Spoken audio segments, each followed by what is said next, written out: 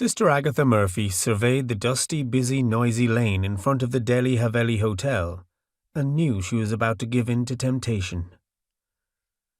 She was honest enough to admit to herself, if not to others, that she had a vice she could not quite kick.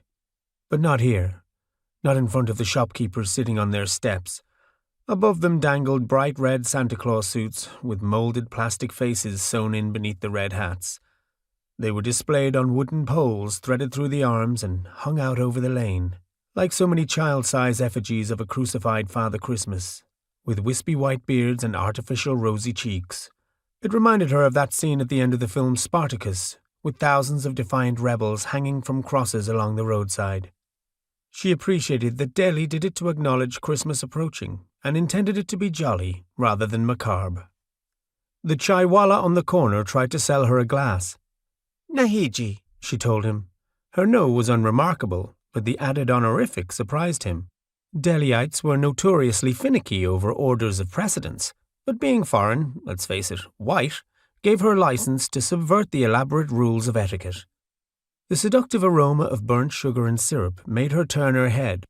But no, she could not do it by the jalebi-wala with his hot sticky cauldron either.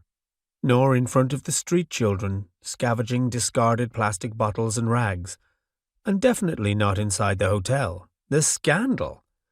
Sister Agatha had felt the yearning growing inside her since she had left the hospital that morning. Just visiting, thanks be to God. Part of her routine, visiting the sick, the lonely, the abandoned, whoever had nobody else to turn to, whoever could not summon up enough energy to tell her to get lost, which tended to narrow it down to old men and women barely clinging to consciousness in their final days. It's lucky I'm such a good conversationalist, she thought, because the bedridden patients don't usually contribute much, especially not the elderly gentleman she'd been sitting with this week. He said nothing. The staff knew nothing about him. Sister Agatha was not even sure if he was ever aware of her presence while she sat with him and talked, or prayed, or silently held his hand.